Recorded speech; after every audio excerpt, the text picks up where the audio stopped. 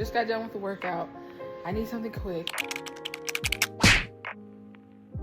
So I'm having salmon and sweet potatoes and a vegetable. I don't know what the vegetable is yet.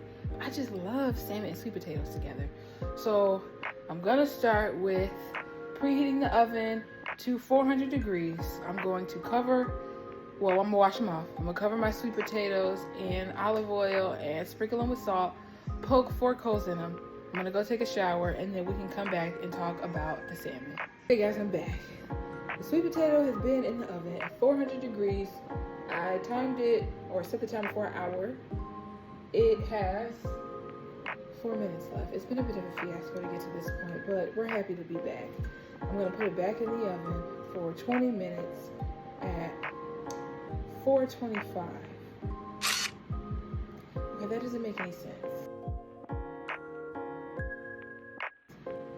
I might just leave it in the oven at 400 for the next 20 minutes while I cook the salmon. We'll see, I don't know.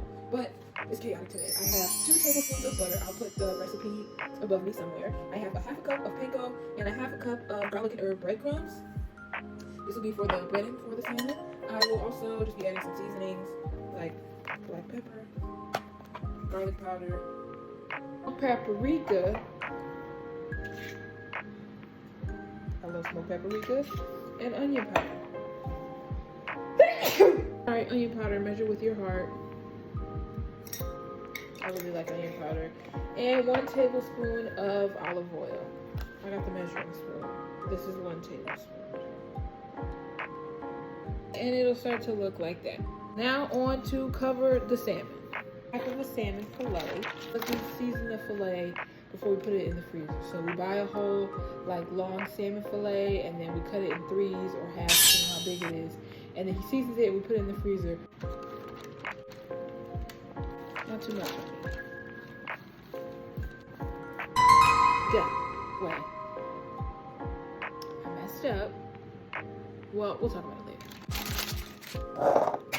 On to the breading. To the breading. You see, it gets perfectly coated. I would say perfectly coated. Another fully breaded piece. I'm going to bake this at 425 for 10 minutes because we have our sweet potatoes in. They bake for an hour at 400 and then they bake in the oven for 20 minutes or 25 minutes at 425. So I'm going to try to cook everything at the same time. So the salmon and the sweet potatoes will be done around the same time. And here's another. So this is how they look. You can sprinkle a little bit more on top if you want, but the last time I did that, it didn't really do anything. Okay, I forgot to say, these will be in the oven for at max 11 minutes, or internal temp is at 135. Okay, let's check the temp. What does that say, 142? Sorry. That one's done. This is a little bit thicker, so this one's not done. This one's thicker.